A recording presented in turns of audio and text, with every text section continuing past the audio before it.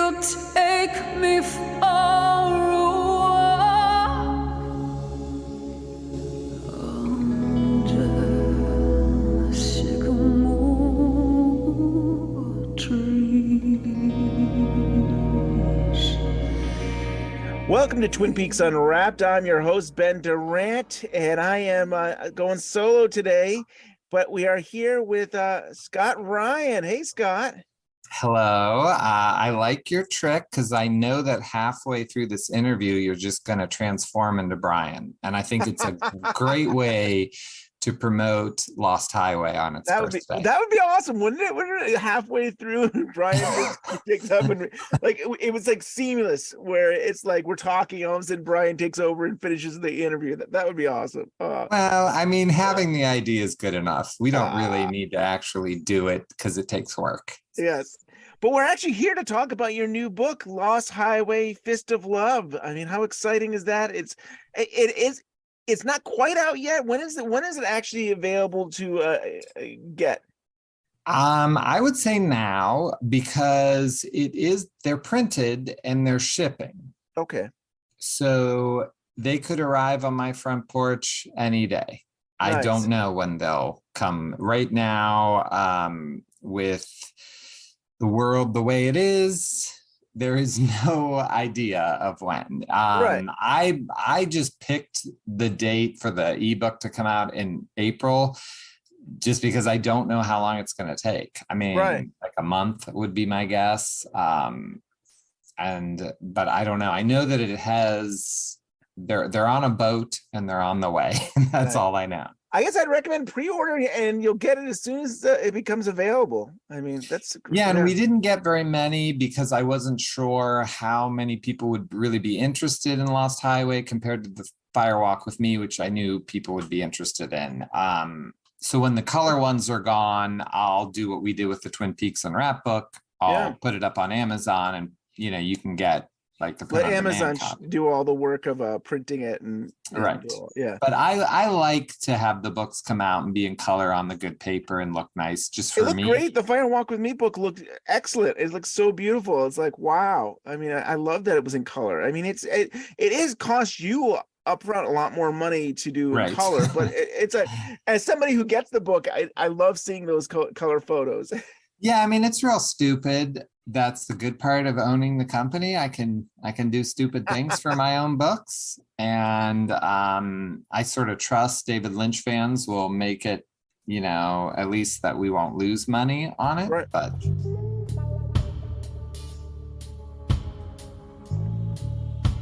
most people know this is my favorite David Lynch film of all of his work. Even Firewalk with Me, I love Lost Highway. I mean, I've said it before.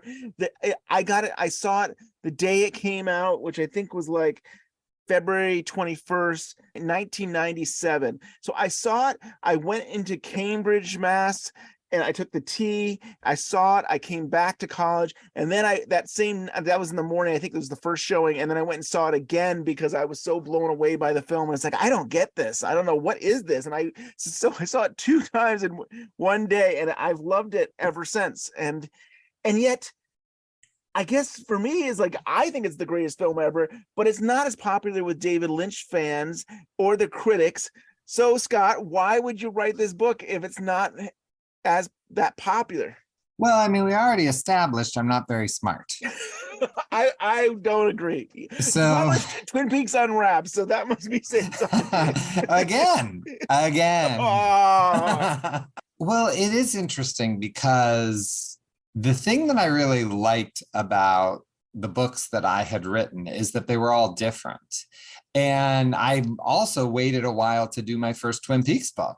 I didn't really want that to be my shtick because I had the Blue Rose on that side, and I wanted to kind of differentiate myself and say, hey, I'm more than this. But these interviews really came my way. This is the only book that I've done that I didn't choose to do. This book chose me. Looking at the calendar, we knew that 2022 was the anniversary of Lost Highway and the 25th. Yep. And I was like, let's do an issue on Lost Highway because there had never really no one really covers Lost Highway in that Right. way.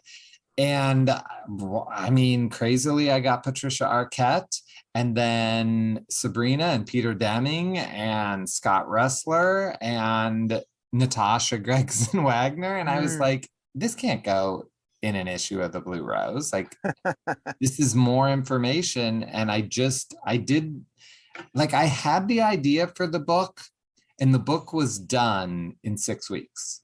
Wow. Like, That's it all just impressive. happened. That's incredible. Yeah, And it was nuts. it's perfect timing with it being re-released in theaters and then going to the 4K Blu-ray. So I mean, it really does seem like it lined up at a good time. If you're getting the Blu-ray anyways, I recommend getting this book because it's kind of like a companion piece. It really is behind the scenes of the making of this movie. So I mean, it seems like the perfect timing for this to be released. Yeah, I mean, it is kind of crazy that for once I do feel like I timed it really well. And again, it was because it wasn't my idea. It just sort of came that way. I'm Yeah. not so slick for all these things to pan out. And Bill Pullman, his people said yes many times. I really thought we were going to get Bill Pullman. Yeah. But then they ghosted me and I can't work on a project forever. I know it was just 6 weeks, but it had to come out within this time period, Right. because you want to hit that anniversary, just like you said. Yeah. And And Scott, I I think also- we've talked before, there's times where you talk to their people and sometimes they don't even reach out to the client. Who knows if they reach out to Bill? Like they say, oh yeah, we'll make it happen. And then you find out sometime later that they didn't even bother to reach out to the talent. And I think that's frustrating that you don't know of like, yeah, they say they're gonna, and then they don't follow through. I don't Yeah, know. it was really frustrating because this could have been the first thing I worked on that had everyone. Yeah. Close I to would it, have though. had the Close to it. most. Yeah, it would have been nice if we Yeah. could have got him, because I had a lot of great questions for him in that way. And whatever. Right. I move on. That's how I get all these things done. Right. Is that I don't hold on to that stuff. I'm very flexible in what I'm working on. Now, so the title is Lost Highway Fist of Love. And when I first heard that Fist of Love, I was like, what a strange title. Like, what is that? You explain it, but can you explain it now? Why that title? Yeah, to me, this is just my personal feeling. The best song in that movie is I'm Deranged, the David I'm Bowie Deranged. song. I love that song.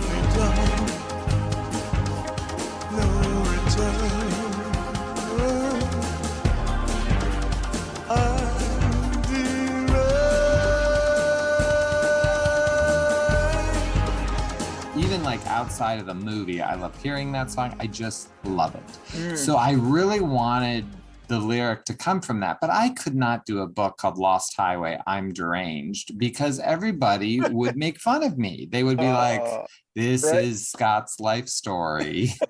This is, of course he's deranged. You know what I mean? Yeah. Like it was too risky. So I wanted to pick a lyric from it. And when I read the lyrics, the Fist of Love was in there. And I'm like, wait a minute, that's Fred. Yeah. Fred is the Fist of Love. He might be using love, but he's using it violently and, with his fists. And it also was weird enough. It was a deep cut. Yeah. And I think it's kind of funny. Probably had that song on repeat. Like I love that song too, and it is such a haunting song. And I mean, you're right. I mean, the song is played in the beginning and the ending, and it's like bookends. But I never associated with those lines. But I agree with you that like Fist of Love really is Fred. And like if we step back on Lost Highway, it does seem to be about maybe a husband that abused his wife and trying to maybe justify that. I don't think I even go into this in the book because it's probably a little highfalutin. And you say the highfalutin talk for Twin Peaks Unwrapped, but you could even say that it's turned and the Alice character kind of uses the Fist of Love on the Pete character. And Mr. Eddie certainly uses the Fist of Love on the Alice character. So they're really, it's more than just one thing. I really think that's what the movie's about. I like how you broke it in and kind of like, I mean, it's mostly made up of interviews, but you kind of start off really explaining the whole movie. And there was a couple of things where you brought up that I had never thought of in 25 years. I mean, mostly I think we're on the same page of what this film is, and that it might all be in Fred's head. But there was a couple of times you mentioned the dog, or you mentioned other things about the jail that's like, oh, I never had that, never thought of that take. And so I commend you on your take of this film and how you see things. Well, and it's kind of interesting because I, for the most part, don't like to write about theories about Twin Peaks. Like none of my Twin Peaks stuff has ever been about trying except for to Cooper's make it hair, make right? sense. Except for Right. Cooper's. Yeah, Cooper's hair is like the only theory I ever had. And that was like relevant for 1 year. Yeah. And then The Return came out, and it didn't matter anyway, because we knew that time does happen in the Red Room because everyone got older. So it didn't even really make that much of a difference. But and also I've never written about the Cooper hair theory, so I'm still good. But in this movie, one thing is, I think that is what the movie is. Like, I don't even know that it's a theory. Like, pretty much the movie is what it is. But if you had seen this movie, not you because you've loved it and studied it, but if you're just a casual Lynch fan and you saw it one time and you said, that movie is horseshit, it doesn't mean anything, he's punking us, this is bull crap, I felt that I had to lay out, like, no, like, this movie actually, it's kind of funny. In the interview with Balthazar Getty, he says something that I think so funny, because he's like, oh, this is David Lynch's most straightforward film he's ever made. Love it. And it's such a funny thing, because most people will be like, are you kidding me? But in a way, I kind of agree with him. It's a very straightforward film. It really is. Right. But you're right. There's so many people. I saw, I mean, I think it was, this past summer, they re-released it in the 4K, great. And I went and saw it in Cambridge, and I came out of the theater and there was a guy already standing there, and I was just kind of hanging out. And the guy was like, can you tell me what I just saw? Like, I don't understand it. And then I went and saw it a week later again. I saw closer to where I live, and I brought a friend who had never seen it. And again, he was just kind of like baffled by the whole thing. Like, he's like, I don't get it. And it's just, maybe you need to see it more than once. Well, you do. Yeah. You do need to see it more than once. And I didn't get it the first time. And I know that in the book, I'm flipping through the book here. Talk amongst yourselves. And while you're flipping through the book, it was so interesting to me that it's really recent that you've seen this film, a movie that's been around for 25 years. It was 2017, was it, that you actually saw it? Was the first time I saw it. I mean, that's crazy to me. Like, for somebody who, you and I are both Lynch fans, Twin Peaks, and for you to have not seen it entirely. Never watched it to the end until 2017. But these are the three things. So in the end of chapter 2, I just give 3 simple things that you should keep in your mind when you're watching. And you tell me if you like these 3 things. Okay. 1, Fred is not a reliable narrator. 2, Pete and Alice aren't real. 3, Fred never escaped from jail. Originally, like, before you said all this, I would agree with 1 and 2. I never saw 3 as being the case. I thought, okay, you see the beginning of the movie, the tapes and some of that, and then it happens. But after thinking about it more, I think you're right. I think all 3. I think 3. I think the whole thing. You're right. The whole thing was maybe he was in jail, and everything we've seen throughout the whole film could just be him in jail, recreating this. Like, he needs to justify it with tapes, or he needs to justify it with other things. So yeah, I totally agree with you. And I think that if I was going to watch, it's sort of interesting, because I'm going to break some news on your podcast. Ooh, I always like the news here. I hope is okay. All right. I'm going to double check afterwards if I'm allowed to break this news. All right, we'll edit it if we can. If you edit it, just put the Attack of the Pine Weasel over if I'm not allowed to announce this yet. But I'm going to be part of another Daniel Knox David Lynch Film Fest. We did it last year in Chicago. We're doing it again from May 24th to June 4th in Dallas, Texas. And we're going to be showing Lost Highway, and we're going to be doing Lost Highway panels, and I get to introduce the film, which I'm very excited about, and host all the Q&As for that event. You said Texas? It's gonna be in Texas, Yeah, it's in right? So Texas. maybe even John Thorne could come to that. Who knows? Yeah, I mean, and I think Rob King is down there and things. Nice. So, but I'm curious, if I introduce the film, like, should I tell the audience those three things? Like, on one hand, I feel like you should experience, if you haven't seen it before, you should, like, I almost want to ask him, instead of introing the film, can I afterward the film? Yes, I agree. I think it's better that way. I think you should let people experience Right, it. that's and have how their I own feel. feelings about it, and then afterwards, once they've seen it, share that. Yeah, Then I think, have the thing. right. So Even if they say, because give me 10 minutes, give me 15 minutes or something let them see, what did they just see? right, Yeah, that's because he wants me to, he's like, I know I'll have the books there. That's why we're trying to, that's why that was my real deadline, because I knew this was coming for a while. And I think we're announcing it very shortly. That's why I think by the time this comes out, it might be announced, but I'm not 100% sure. But I have been told the dates aren't going to change. So, I feel like it's okay. But he said, I know you have the book, and last time you let me introduce Fire Walk with Me because I was pushing that book, and it was, that movie, who cares? Everyone's seen it. Like, I don't think it was, there's nothing to spoil in Fire Walk with Me anyway, but I'd really rather do it after. That makes more sense. I think let them experience it and have their own views of it, and then, help them connect the dots of the, yeah. Yeah, that's how I feel. Sense. The first one in the book that you interviewed was Patricia Arquette, which I think if you've told me that was your first interview, was that the first interview? That was the first, it was the first interview. And she's been doing good things lately. Why am I Severance? Yeah, Severance. Oh, incredible. She's incredible in that TV show on Apple TV there. What was it like interviewing her? I was pretty freaking great. I mean, it's definitely the high point of anyone that I've ever interviewed. I mean, I've never interviewed an Oscar winner before, so that was a first for me. She was so smart, and that made me like, sometimes, especially with an old movie, you got to sort of set the stage for the person that you're interviewing. I didn't do any of that. She remembered everything about her character. She understood this film. Like,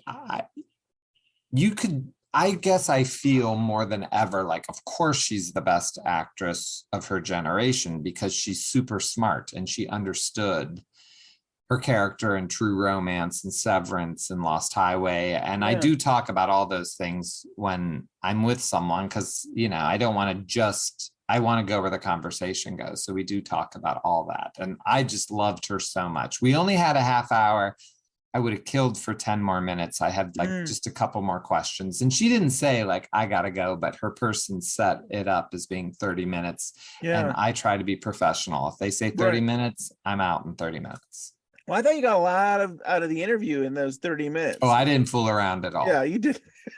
Bam, bam, bam, bam. I mean, yeah, this came up throughout your book, is really about her and the nudity that she had to do, and that how vulnerable that is, and how I think she struggled with that. But I feel like your book really helped me understand that, like, it's a little more complicated because she kind of knew what she was getting into, in the sense that I think she agreed to doing it, and she knew that was going to do that. But that, I was just fascinated by that because it came up a few times in your book, and really to say like, okay, Lynch isn't a horrible man. Like, he's not saying, I'm going to make you do this. It's like, she kind of like, she's like, okay, this is a stretch for me, and this is something I don't like to do, but I'm going to do it. I don't know. What are your thoughts? I mean, I feel like you brought it up a few times, not even just with her, but with other people. Yeah. And it's sort of one of the things that I like to do in my books, because I feel like in Fire Walk with Me, I'm not coming at Cheryl Lee when I interview her with questions about her trauma in doing the film. You get that through my interviews with other people, because it's so much better to get it from other people. So in this book, it's really the makeup artist, Debbie Zoller, who you really get the behind the scenes look at what Patricia Arquette went through. And I almost think it's a better way to learn something. I also feel that's how you learn about David Lynch. David Lynch declined to be in this book, and which is fine with me because you learn so much more about David Lynch from other people. I really learned is Patricia Arquette as a person, she has a problem with nudity, probably like all of us would. None of us would want to go to work and be naked that day. No, 50, 60 people crew and stuff. Right. Yeah, no. And have to do the things that they're doing. But she understood that this character didn't have a problem with nudity. And she says something, I'm paraphrasing, but basically she said it's not her job to put her own morals on this character. She's an actress and she wants to experience what other people's morals or beliefs are. And she felt that this character wouldn't have that hang up that she has. Yeah. And I think that's what makes her an amazing actress. Definitely.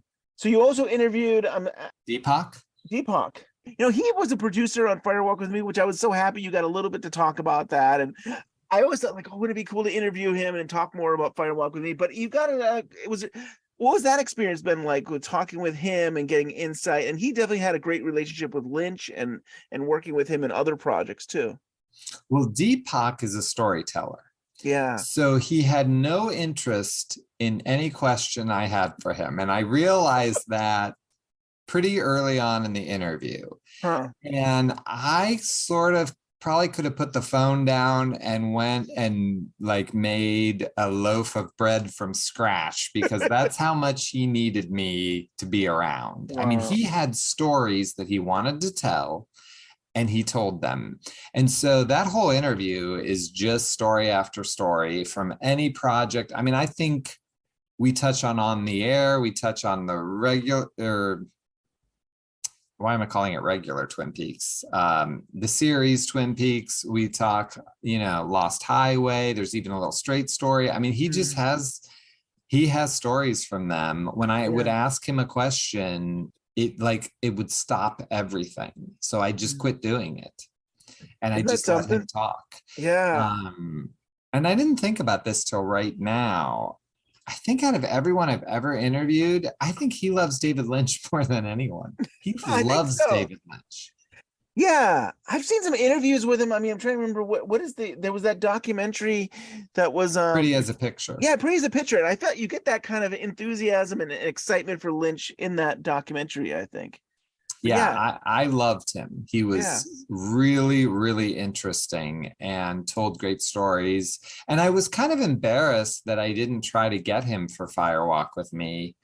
But then it kind of makes this book special. So in the way that like I got Mary Sweeney for Fire Walk with Me, and I probably could have asked her again to be in Lost Highway, but I thought I didn't want any crossover. So it's kind of nice to have. I almost feel like these books are sequels to each other. Sabrina, you got to talk to Sabrina Sutherland, and I think she did some great stories. I mean, there was one time about Bill Pullman's birthday party that I thought was really something. And then I love like behind the scenes stuff. So she mentions a deleted scene where Fred was going to the electric chair. And I read that right? And like the funny thing is, you and I both have read the script. I don't believe that's in the script. There is a prisoner going to the electric chair, but it's not Fred. Like I think there's all these prisoners saying, "Hey, good luck," or So it was interesting to say, like, is she remembering this right? Is this something that Lynch added? And I was really intrigued because this is the first time in 25 years I've heard of a story where Fred is actually physically, we see him going to the electric chair. And I don't know, I was intrigued by that. Right now, sitting here, I can't remember if she says that they actually filmed it or not, or if just it was her job to find the information. But either way, it was her assignment to find out exactly what a person goes through to go to the electric chair, down to how many steps it was. Like she had to figure everything out.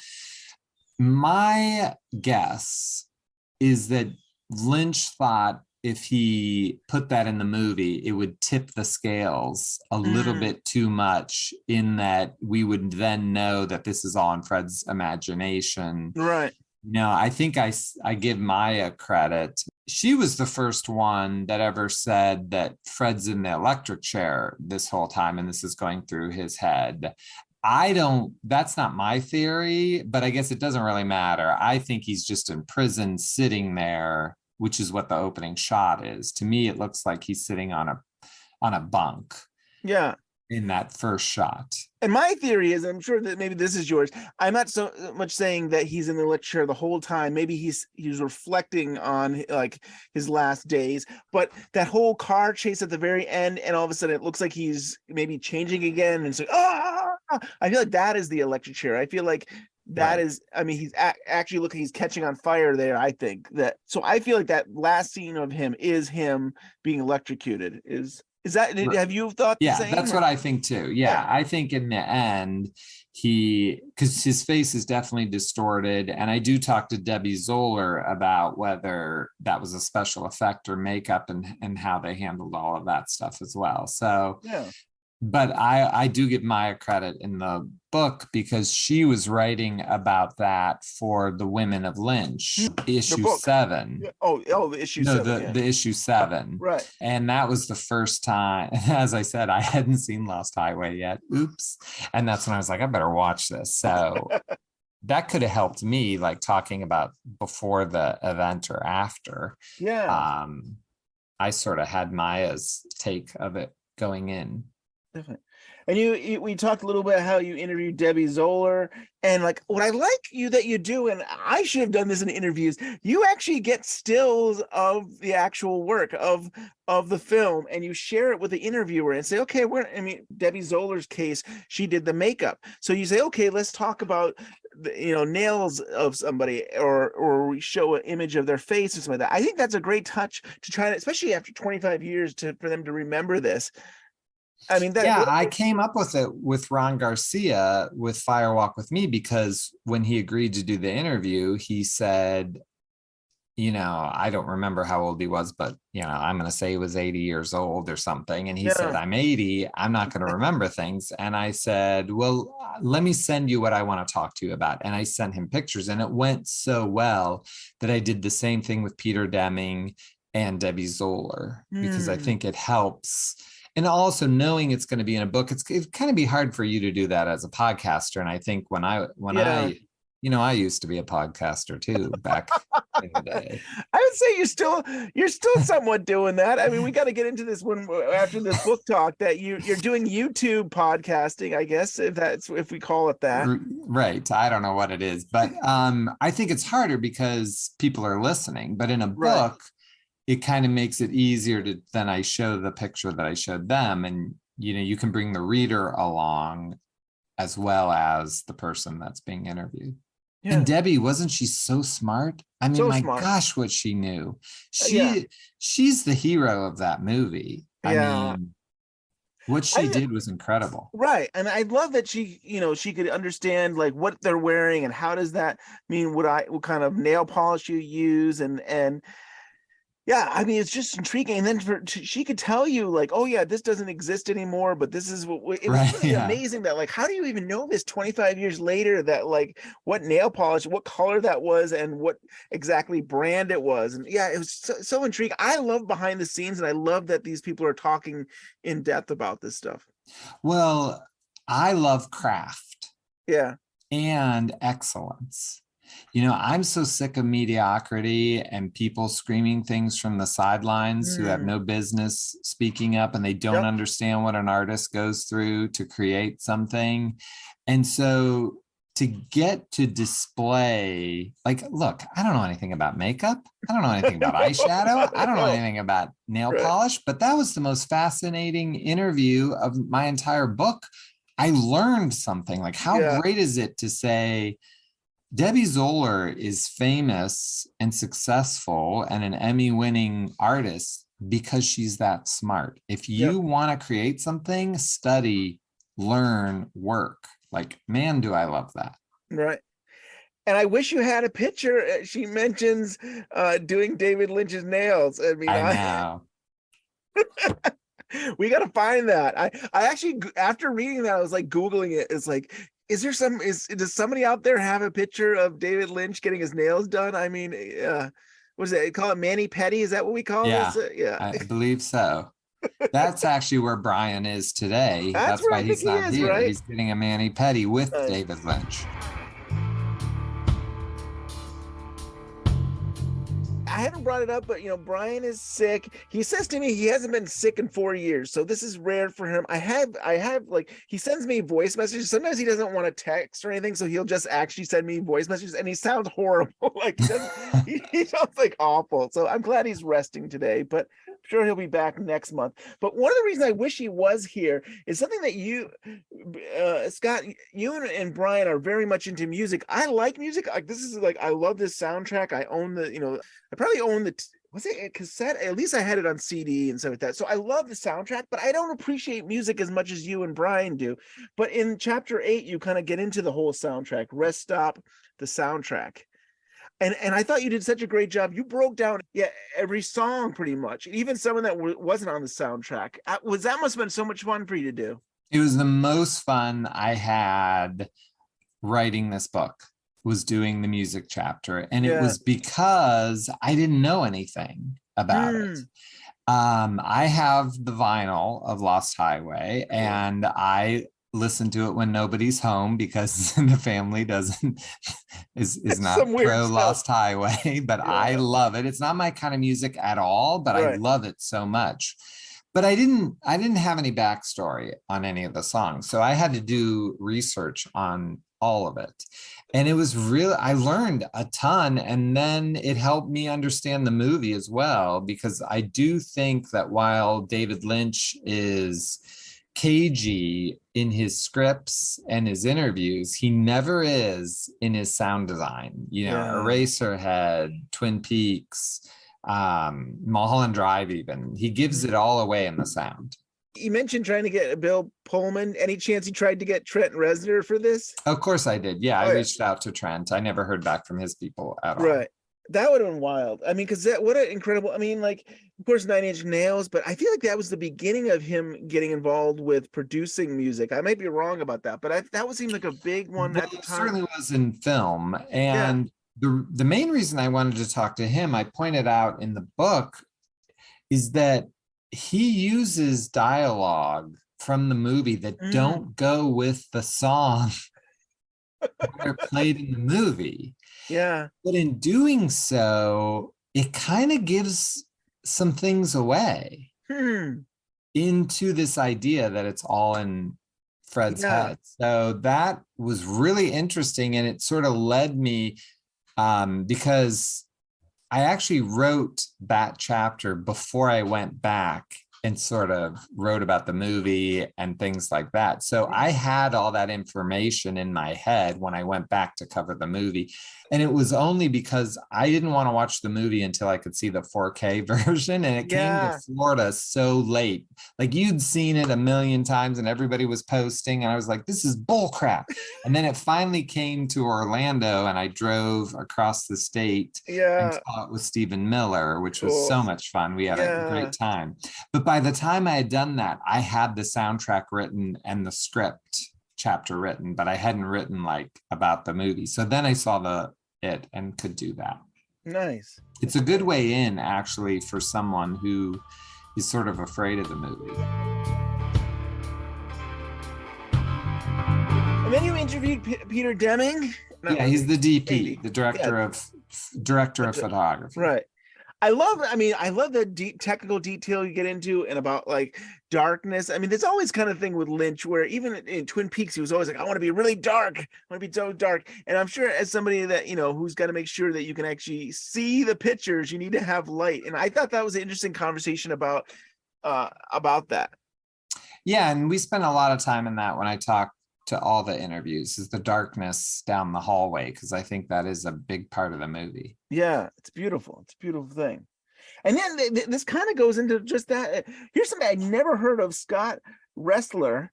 And like at first I said, it's like Scott Cameron, the first assistant director in The Returning. Because I'm just thinking Scott, like I'm trying to think about, is there another Scott that I remember it from Lynch's world? If you had told me this, I would be like, who is this person? I got him from Sabrina. So Yeah. during my interview with Sabrina, she said, had Scott told you the Gary Busey story? And I was like, I'm so sorry, I don't know who this Scott is. And then when you look him up, you see he's worked with Lynch quite a bit. Wow. So he really knows a lot. And he actually holds the camera. That's what his job is. So he physically has the camera. He's working on the focus. And he's worked on Mulholland Drive and, you know, many things with him. So he's a good get. And his Lost Highway stories are, again, incredible. You know, I'm lucky to have a lot of the actors in this book, but to me, it's the crew people that you really will learn from. Right. And those are the people that I really hunt for, because that's where you're going to get the stories. And then we have Natasha Wagner there. Like, she's incredible. I mean, I always thought, like, I thought she was incredible in the film when I first saw it 25 years ago. There was something about her that was like, I don't know, magical. I think I just love her personality, her energy, and there's something I just love. And what was it like, you know, interviewing her? Well, I definitely fell in love with her. Yeah. There's no doubt about it. So I love the movie Two Girls and a Guy. Okay. And she is in that movie. It's a comedy, isn't it? It's yeah, it sort of is. I mean, it's like an independent comedy. Okay. It's got Robert Downey Jr. and Heather Graham. Okay. And I'm actually covering that movie in my next book, which is about 90s movies. And so I did a double interview with her. So the other half of our interview is going to be in my next book about movies from the 90s. And she was so sweet and I liked her so much. I mean, we had a great time together. Yeah. She's very open, and it's crazy because her mom is Natalie Wood. Right. And I didn't know that. I didn't know. Did you know that? I did. I think right. I mean, this is 25 years ago. I think somehow I was trying to look her up, or I was reading interviews, so I had heard that. And if you see them, they look similar. I think they do look a lot like it. I mean, she could have played her mom. Sure. Yeah. So we had a really great talk about her mom. She has a documentary out about it, and she was open to discussing it, and it really was very moving to me. She's, you know, you interview these people, and I never confuse that we're really friends. We're not friends. This is just a job, you know, but I so badly want to be friends with Natasha Gregson Wagner. I feel like we'd really be besties. We would have a good time together. Right. She seems to have a great spirit. She seems just to be so joyful and yeah, the coolest. And then Getty, I mean, I've always thought he was the coolest thing. Like, I thought he was 25 years ago. I don't know. He's kind of like James Dean. He's what we like to think maybe James Hurley would be, but like, I don't know. He's got something about him. I think he's got a kind of a cool spirit. And I mean, he does music in real life. He's done, and I don't know. And he's got a background in his family had like an empire, the Gettys and stuff. And what was that like? Talking with him. Well, what was really interesting is he was my last interview. So he was the end of the book for me. And because the whole book was done. Like, because, you know, I did the whole book in 6 weeks, and I probably did his interview like 2 months after that. So my brain was kind of even out of Lost You were on to the Highway. next thing. Yeah. You're really... But he was traveling, and it was going to be, you know, it had to be scheduled at the end of last summer. So for me, walking into that interview was really, it opened my eyes to what an actor has to go through, because he doesn't even care about the Bill Pullman part of the film. Yeah, not at all. I love that. It's of no interest to him. I love that. And so when I really thought about it from his perspective, I'm like, what a strange movie. If you just imagine it like Wizard of Oz, like where you're starting just at the color section, and then you're not trying to figure out like, well, wait a minute, wasn't it just black and white? And wasn't she just in Kansas? If all that, he doesn't even care about any of that. He's just playing that color part of the Wizard of Oz. You'll let the director worry about that stuff. He's just going to do his part. Yeah. Yeah, and so that really opened up the movie in a new way to me. And he was a super cool guy. You are right. He was very cool. I liked him quite a bit. I mean, we had a nice chat. Cool. And then I felt stupid because I totally forgot he's in the show Alias, and I love that show. It's one of my favorite shows. He's in the final season, and I never even asked him a thing about Alias. Totally forgot. I still haven't seen that show. I've been wanting to see it because it's J.J. Abrams, and I've always liked Lost and stuff, and I've always thought it's streaming everywhere. Yeah, and it really holds up. It's a good show. It's a good family show. And then you had a tribute to Jack Nance, which I enjoyed, and you had some quotes from Stewart, and I like I thought it was a really nice piece there, and giving some history about like what happened to him. He never even, he died before the film even came out. Yeah, my end chapter was going to be Bill Pullman, and then that dropped out at the end. And I didn't feel that the book had like an emotional ending like the last book, which we're rolling the whole way to the Cheryl Lee interview. Although I'm sure little sneaky Pete's probably skipped the rest of that book and just went right to the Cheryl Lee interview. But if you read Fire Walk with Me in order, I think it has a weight.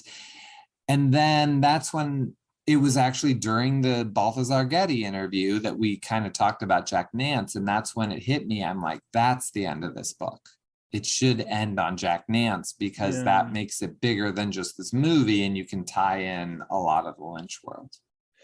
And I actually think about these things, Ben. Yeah, you do. What I'm saying? You gotta, yeah. I think about them.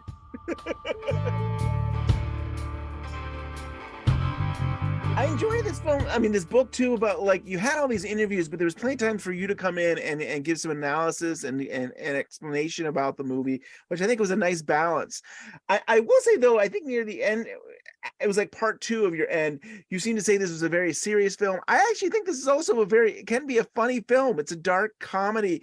And I think most people would think I'm crazy to say that, but there is something darkly funny about the tailgating thing, and like some of these things where like the cops say we have a great job, it's like what a piece of work or something like that, or something like that, where it's like we've got a great job or something, and it's really dry humor, and maybe you got to be in that right frame of mind. But I actually think there's a little bit of a comedy to this film. Well, you're a sick man. I am. I really am. I guess I really am. There definitely are some funny things, but I don't know that I'm going to categorize this movie as a dark comedy. Okay. But I'm sure that Emily Marinelli has some open spots for her therapy job. Right. And you might want to get that looked into. No, I'm just fine. Actually, I think what I was referring to too was that you felt like it was like, I think you said something where there was very little time to be happy or enjoy the film. I forgot exactly. I wish I should have written down exactly what you said. And you know what? I know what you're talking about now. Yeah. Okay, now I know what you're saying. There is lighter moments in this film, and the lighter moments are in these weird dark settings. I mean, dark humor. Even like with Fred, where it's like, this is our bedroom. It's like the cops are in the bedroom. It's just some really silly stuff. It's like you're standing there. It's like, yeah, of course we're in the bedroom here. It's like, I don't know.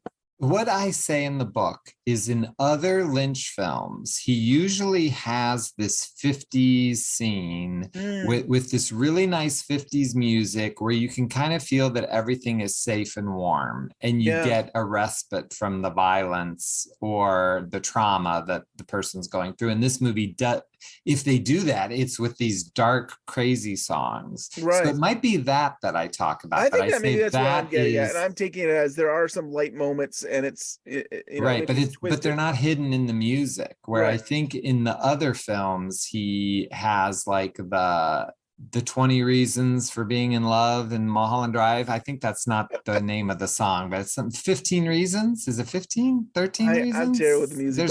There's a amount of things. So you have that, and then like, you have the Amanda Siegfried scene. Yeah. Or the Platters scene in The Return. So I think that's what I sort of, in that sense of music. You get a break. and he does it musically, and that's what's missing in this one. So What was your favorite part of working on this book? well, I mean, gosh. Well, I guess it's hard not to pick Patricia Arquette. That was a dream of mine to talk to her about True Romance, which is one of my all-time favorite films. But I really like the Debbie Zoller interview. I found her to be motivating. I liked her spirit. She tells a story about Star Trek that Lynch fans might be like, what do I care about this? But to me, it's very motivating. And I would say, I really and truly respect Debbie Zoller as an artist. Yeah. So I think that was probably my favorite part. I always love to get to talk to Sabrina. She also motivates me. I think she's an amazing person. Yeah. I definitely saw it with both Debbie and Sabrina. They kind of explained their younger selves or where they were 25 years ago and where they've become. And it's interesting to see them grow and share how they've grown. And I think I love that you got out of this book, to see, where were they, what were they willing to say and do, and now how do they work with Lynch? And it was a nice thing. Thank you. So, I mean, I think we still have a bunch of other things to talk about, but I want to make sure that people know how to get this book. Like, where do they go to get it? Well, you can always go to bluerosemag.com. You can go to tuckerdspress.com, and then that will get you the color copy. So the color copies are the ones that are on the way, on the good paper.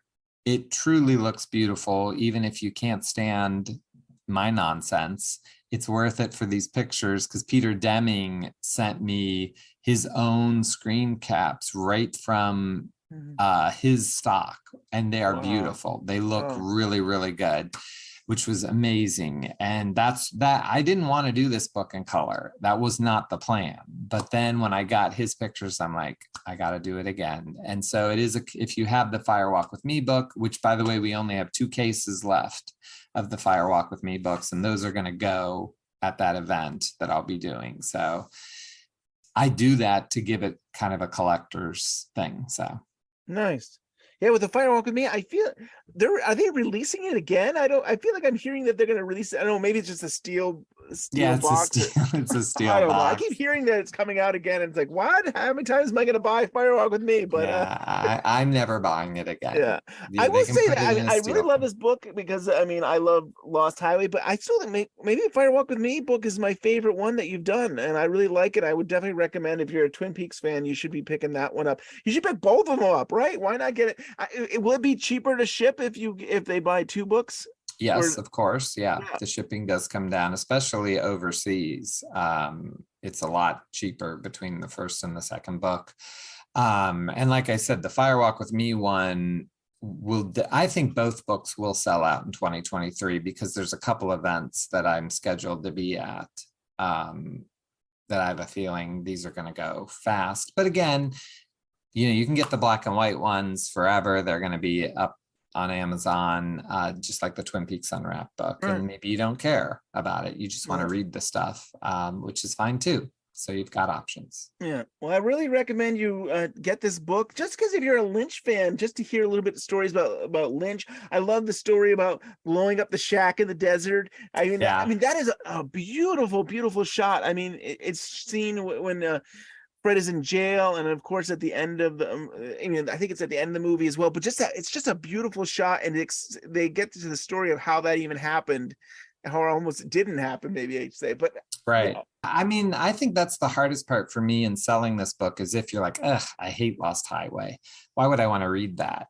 If you love Twin Peaks, there's a lot of Twin Peaks stories in this book, because Peter Deming is the DP for Twin Peaks, and of course I asked him about working on The Return. Like, when I have these people, I ask them about everything. So definitely there is stuff there. So I think there's a few things to talk about while we have you. So Angelo Badalamenti recently passed away. I feel like you just recently interviewed him. What was that? Didn't you just recently interview him for something? Well, for my Fire Walk with Me book, he read it to proof it for me, the music chapter, because I was, I'm knowledgeable about music, but I'm not, I couldn't, I wanted to be sure it was correct. And he read it and said that nobody ever got his music as well as me. And Oh, that was so sweet. So we yeah, had emailed back and forth for the Lost Highway book. He wasn't answering my emails, and then of course he passed away. So I think he was probably right. sick and Yeah, and passing on. It was hard for me because I love his work so much. right. Yeah. I mean, it's unfortunate we've lost so many people in just the last several months or so. I know. It's really unfortunate. Trying to think of happy things. Two things. You just recently did an interview. I mean, we've nobody's ever interviewed this person before, and I think we've been wanting to know about this person for 30 some odd years. And can you want to share a little bit? I mean, this is on your YouTube channel. It's Our Time. Yeah, so you go to the Blue Rose Magazine's YouTube channel, and I'm doing a new show called It's Our Time with Scott Ryan, where I'm going to interview people whenever I can. And it's sort of replacing the Red Room for me, which ended at the end of 2022 because of nothing bad. It just, the company we stored it at went under. And so Doug Puff found, and I'm going to give it away here because it's been out for a while by the time this comes out. It was the screaming girl who runs across the courtyard. Nobody could find her. Yeah. And of course, I loved what you guys did with my Lil interview. Because Well, you that set us up. You said it was yeah. Twin Peaks Unwrapped trying to steal your interview. So let's Right. steal it. So that was really funny. And Oh. so I got to interview her, and she was so cute and sweet and was kind of like, why would anyone care about me? Like, I just ran. She really didn't understand how big Twin Peaks is Yeah. and how people have been looking for her. But it was kind of cool to get that story out there. So you can go to the Blue Rose Mag YouTube channel, and then it's episode 2 of It's Our Time with Scott Ryan, which is just my new interview show.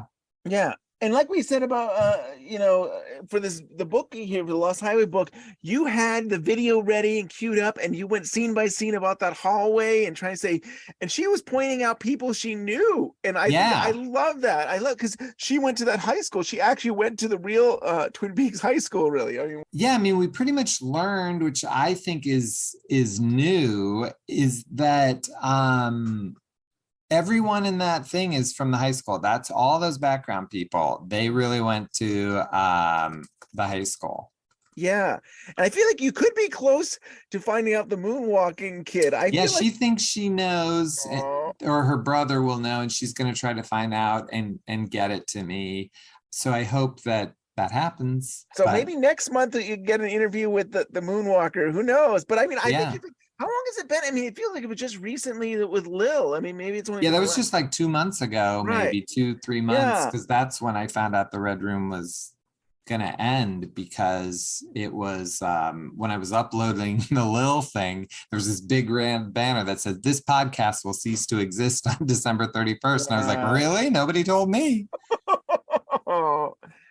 But these are great finds, because I think we've always been curious, because I don't think they're credited in the credits at all. Right. Like, there's no way to find that. And I know, talking with Stephen Miller, he's like, oh, I'm looking for yearbooks, and I'm trying to figure out if they went to the school or what. But good for you. I'm so glad you've been tracking these people down and getting to talk with them. So I think we're very close to, I think it's, when this comes out, it'll be the week of Real Twin Peaks Fest, or whatever the twin. Yeah. Can you tell me about that? Yeah, so this is something that the Chamber of Commerce of Snoqualmie and North Bend put on, and it's called the Real Twin Peaks Day Weekend. I've been going up to the city on February 24th for a couple years now, but then COVID put an end to it, and we were going to go back this time for the first time. We planned this trip like a year ago. Yeah. Now there was like a Cheers Fest, and there was a Lumberjack Fest, and Golden Girls Fest. Oh yeah. For some reason, you guys had these festivals on these TV shows, but you seem to be focused a lot on Twin Peaks. Oh no, because it would be illegal to do a festival about Twin Peaks. Because I mean, if you had fans celebrating the work of Twin Peaks, that should be shut down. Can't do that. Always. I mean, come on, get together with your friends and try to give money to a corporation. That's a horrible idea. So this, so I was going to be up there anyway. and I didn't even know this was really going on, but now John Thorne and I are doing a signing and a reading at the Snoqualmie Trail Company on Which is just a February couple 24th. right down, just down from Tweed, right? From the Tweeds, diner. right on the main street Yeah. at 4:30 on Friday, February 24th, and then Saturday, the 25th at the Black Dog Coffee Shop, and then the Eagles. There's a bunch of Twin Peaks panels. It's all free. And Emily Marinelli from the Twin Peaks podcast is interviewing me about my Fire Walk with Me book. And then I'm interviewing her about her Twin Peaks tattoo podcast. And then I interview John Thorne about his book, and Josh Minton's going to join us to talk about The Return. We're going to take some questions from the audience about The Return. And Right. then Vinny is going to do panels on props.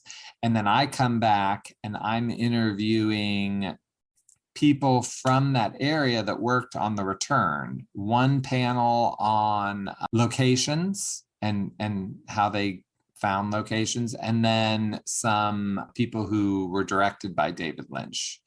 But I really don't know who's on those panels yet. They just said, "Can you do it?" And I said, "Sure." Will some of this be part of It's Our Time on the YouTube, Blue Rose channel?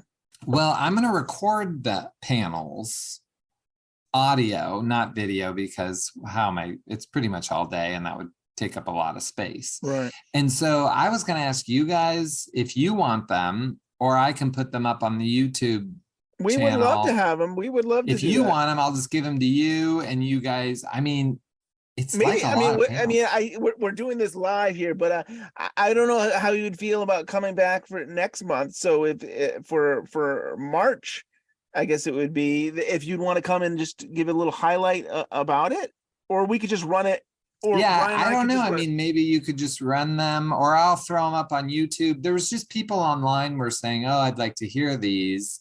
And I mean, Vinny is so smart about the props, and John knows so much about The Return that I feel like they're probably going to be really good panels. It seems Yeah. like they should be documented. We probably would love to. We could do it early March or something, or if you need it up quicker. But it's we do once a month now. We've got. Right. I mean, it's up to you guys. I don't really care. I'm fine to just dump them on YouTube. I don't know if anyone will care or not. Yeah. But I'm going to record them and we'll see how they come out and we can decide afterwards. Like if there's a really good panel, maybe we'll put that one up through Twin Peaks Unwrapped. I mean, you guys are the big time. You know what I'm saying? Like you can't slum. We can't be slumming. No, if anything, I'm like, it used to be I had to figure out enough shows for 4 shows a month. Now I'm like, I only need 1 show, and I'm still kind of like, I haven't planned anything, so I have no show for March. I mean, starting to talk with John Thorne, but I have no show yet confirmed for March. So it would be awesome to have this just to share and stuff with our community. But we can talk. Yeah, about and then it. maybe John would want to do that with his panel. And he could come on and talk to you guys, or I'm fine to do it too. I Yeah, just don't know what it's going to be like, but I guess I guess packed my record it and recorder. see what happens. Yeah. So this is, I mean, I'm understanding right. The way they're calling this is the real Twin Peaks Fest, so that it's because it is located in that town that they're able to get away with not getting sued for calling. Yeah, I mean, it's interesting because the idea of get away with is interesting because I feel like, and this isn't you, but I feel like some people seem like they want to try to ruin it before it can even happen. Like, how can this get shut down? Because the other ones were shut down.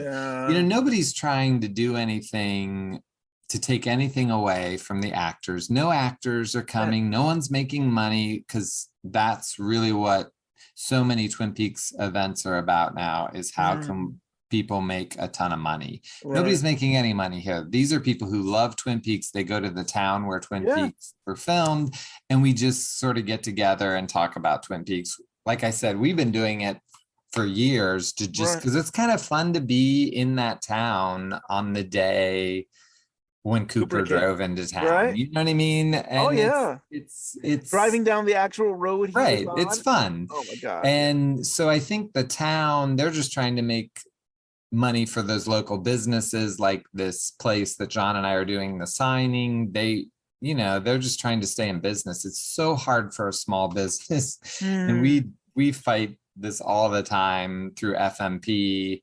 everything is set up to squash a small business. And this is a way to let those businesses alive before a big corporation comes down and buys the whole area and shuts everyone down. Right. And it's just a Wendy's and a Starbucks and, an IHOP. These are all local businesses like Tweeds. That's a local, small mom and pop business trying to stay, the money they make that weekend could keep them in business for another year. Right. So I love that the owners are Twin Peaks fans. They bought that. It is and nice. I mean, that is wonderful that they really do care about the show and want to celebrate and just have people come in and enjoy it. Right. That's what matters to me. And that's why, the event with Daniel Knox, it's really about supporting a movie theater and getting these movies shown in theaters and things like that. And that's where I want to be. Definitely. Well, I know that Brian and I can't make it this year, but I hope one of these days we get out there again. And I hope we can keep doing these type of things. But you're busy. You've got this, and then you mentioned, what is the date again? It's going to be May 24th through June 4th.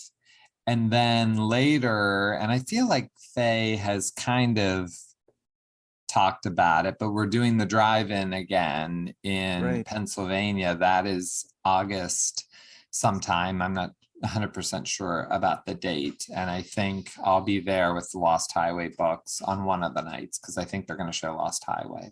Well, I gotta pencil that in because I feel like that maybe Brian and I could do a road trip. I feel like that's not so far from where that's we not live. that's not that far from you. I'll only be able to make it one of the days because I have a prior event on Friday, but I'm gonna make it there on Saturday because I love that event and I love Faye, what she does with that. It's again so much about the love and the community, which is, we want to be kind to each other and we want to lift each other up, not try to find what each other is doing and tear it down and ruin it. Like, So true. If you want to say nasty things on the internet, instead, just don't go on the internet. I don't understand everyone being mean to each other. We've got a pretty good, I know every once in a while, but I think for the most part, Twin Peaks community is pretty awesome. I think a lot of times we do lift each other up. But that is you have that in your book too, that there is something to be said about spend our lives trying to be kind instead of tearing each other down. It's a great message that we all should reflect on it and really try to practice every day of our lives. Really. Yeah, for me, that's what is always going to happen for me. Like I always try to go with kindness first, supporting people who are kind first. That's what you guys do. You guys have always been kind to the community and the community is kind back to you. So true. That is it's gonna make me want to be around other people who are kind. And that's just, I don't know. I feel like it's the only opportunity we have. We don't make a difference by the things we acquire and the other people that we hurt. We make a difference by the people that we lift up and help each other. And that matters to me.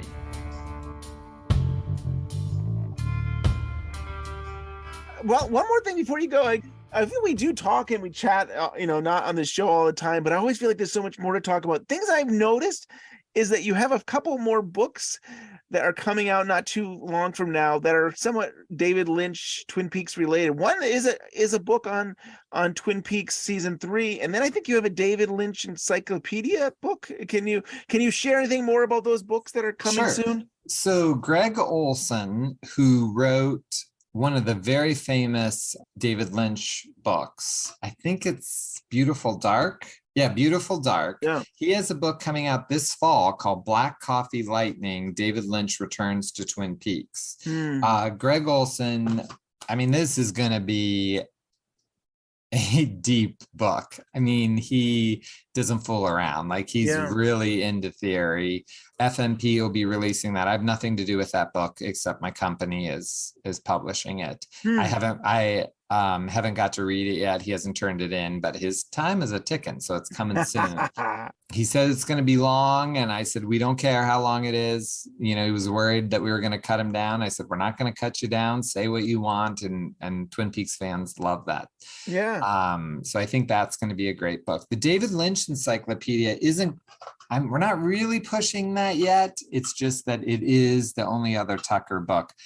The people who are writing for that, it's due at the end of 2023, and then that book will probably come out the following year towards Christmas 2024. Wow. But this is from the mind of David Bushman. But though he keeps saying it's your book, and I'm like, this was your idea. Are you writing it too? Are you involved in? Okay. So a bunch of people are writing it. I will be in it. I think I'm covering the straight story. All right. But that's all I'll be doing. And then some little things. We're going to cover, if David Lynch picked up a camera to direct it, it's going to be in that. So I was curious, how obscure would it be? Are we going to have commercials in here? Yes. Yes. Yeah. So and everyone's going to be covering that, but we're also covering the movies, the TV shows, but I don't know, it's going to be so complex. And that's why we're giving ourselves a lot of time. So in this year, people are supposed to be writing the major films, and they're all due at the end of 2023. And then David Bushman and I are going to kind of look at where we're at, and then we're going to dole out the commercials. And Daniel Knox, who programmed the Chicago event and is going to be programming an event this year. And I think we're going to try to do one every year at different places. Yeah. He really knows a lot of that. So he's kind of helping me make sure I get everything in there. But the truth is, I haven't really worked on it at all yet, because I got to get my book done, and then I'm writing this 90s book. Right. But that's like way out. But it's going to be such a project that it's going to take a couple years to get it all together. But as soon as as soon as it gets pre-ordered, I'm intrigued to get it, because I think it's one of those things that it would be a great reference for, to constantly just go through and say, oh yeah, I remember he worked on da da da, and like to get a little more detail on that. I think it'll be a great book to have. Yeah, I mean, and the only things that I feel like I can sort of announce is Jeff Lemire has agreed to do the cover. Nice. And I have told him I don't care what he does, and there doesn't even need to be text on it. So we're calling it the David Lynch Encyclopedia. Yeah. Only in print. It's not going to have a cover. I don't think it's going to have a name. I really want to do this as like a true David Lynch thing, where we're going to call it it's kind of like the Beatles' White Album. It's kind of, I didn't think about it till right now. Yeah. So you have to put something on Amazon, and it'll probably say the David Lynch Encyclopedia. But I told Jeff Lemire, you don't have to put that on the cover. Wow. Like, it doesn't even need to have a name. Like, who cares what it's called? Right. Let's not even do it that way. You're just going to know the book by its cover, by what it looks like. And we're going to do it through Tucker, not FMP. The difference, we have two companies now, David and I, because FMP does have a distributor, and you kind of got to follow the rules of things. But Tucker is just our company. We can do whatever we want. Yeah. And it's sort of my idea to just not name this book. I love it.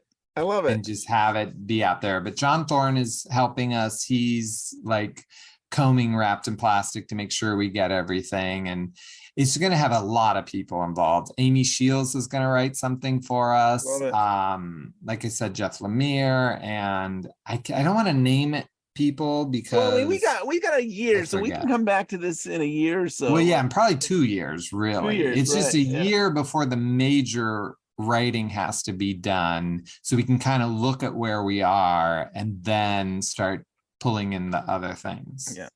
I've told you this before. I feel like you need to have a subscription service here, because I just feel like I'm just constantly buying your books, because you constantly have these new Twin Peaks, Lynch books, even some of your books that are not that. The Moonlighting book, I really have enjoyed a lot of your work. So you should start that up, and so you can just take my money and know that every month I'm giving it to you for the books that you put out. Well, we try to only do one Twin Peaks book a year. Yeah. That's kind of where we're at. And Twin Peaks could be David Lynch. Like this year, it's the Lost Highway book, but we also have the Greg Olson book. And there's no Blue Rose this year in 2022. and hopefully we'll come back in 2023, but it all depends on paper supplies. Right now, the paper for that magazine, it's just too expensive. We just Wow. can't do it right Right. now. So, but if the economy comes around, I at least would like to get to 20 issues. So the Blue Yeah. Rose, it's not that it's done. We're just kind of letting the economy level out. And then And I bet we'll- you there's people out there right now who haven't gotten an issue, and you can still go to bluerosemag.com there and get back issues, and Yeah, and every single issue we have is on an open last box. So there are no sealed boxes of the Blue Rose anywhere, and probably half the issues are sold out.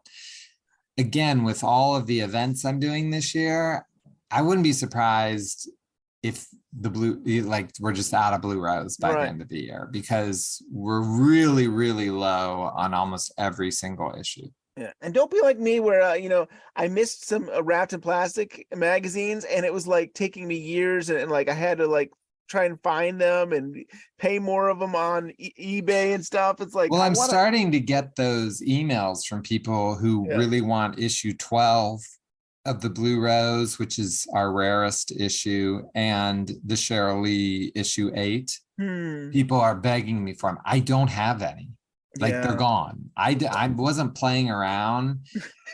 when I tell people like we're on the last box and we're going, I don't really have some. Like I want to Right. get this shit out of my house. Like I will sell them. Yeah, They're gone. So you got to find someone right. who has them if you're trying to complete your collection. Because issue 12 is our rarest issue, which had the atomic bomb on it. So if you have Wow. that issue, you probably can make some money. Yeah. Well, Scott, it's always good to talk with you. It's always a pleasure. I'm so excited about your new book, The Lost Highway. You gave me early access, but I haven't actually had the physical copy. I did order this Lost Highway book. I'm looking forward to actually opening it up and seeing the color photos. And it's a good time for Lost Highway. Yes, it really is. And like I said, they could come anytime. I know that they've shipped because I had to fill out the custom form.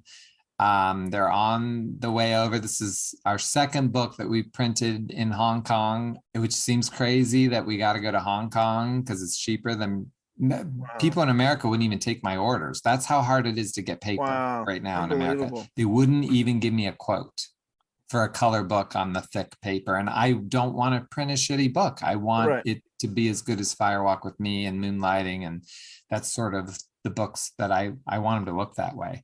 So I don't know how long it takes, but it could be tomorrow, it could be 2 months. Yep. But pre-order now so you can get it as soon as it's out. Well, Scott, it's been awesome having you on today's show.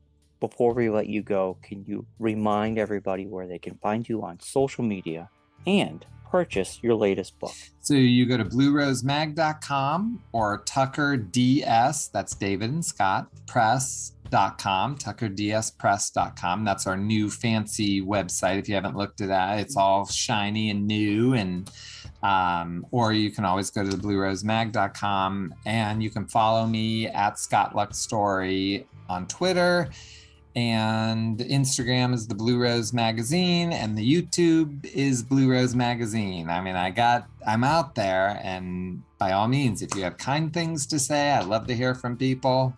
If you want to tell me how I suck, look, I got 4 kids. That's taken care of. Right. I get that enough. Yeah. And I definitely recommend subscribing to your YouTube channel, the Blue Rose Mag channel there, because maybe you'll get the moonwalking kid on the hallway. Maybe after all these years, you never know. We'll see. We're closer than ever. We got Yeah. Lil, we got the Screaming Girl, and then Doug Punnell's got it to get the young Ben and Jerry in that scene. With the dance, the girl. With, yeah. Oh, that'd be It was awesome. always one of my favorite scenes in all Yeah. of Twin Peaks. I can't believe Denise after all Brown. it's taken this long, but like it's just happening. It just seems to be like the dominoes are falling, and you're just getting them one by one every few months here. So I can't wait. Well, thank Yeah. you, Scott. No, thank you. I appreciate the time, and it was just nice to not have to put up with Brian. Oh, Yeah, mentioning yeah. that, I'm gonna just spoil this. Can I spoil the ending, the special thanks? Or do you want to save Oh, that? sure. Go ahead. No, it's fine. Yeah, so I mean, you know, you go through the book of the Lost Highway book, and you decide, okay, I'll go to the special thanks, and I was thanked, and he's like, oh yeah, because you know, you love the movie, and we got to talk and support your book, and then we get to Brian, and it's like he did nothing for this book.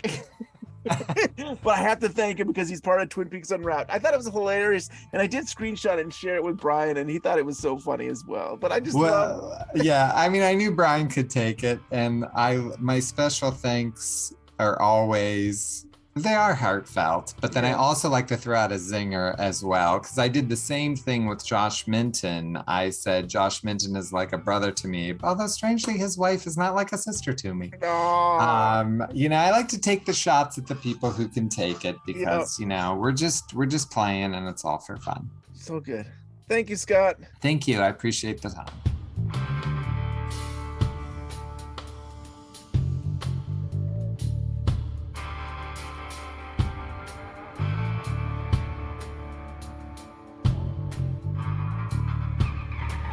And thank you, Scott Ryan, for being on today's show. If you have a comment, question, or theory about today's show, give us an email at twinpeaksunwrapped@gmail.com. You can visit us at twinpeaksunwrapped.com as well. We're on social media. We're on Twitter. We're on Facebook. And you can find us on all the finest podcast places at this point. And we will see you next time.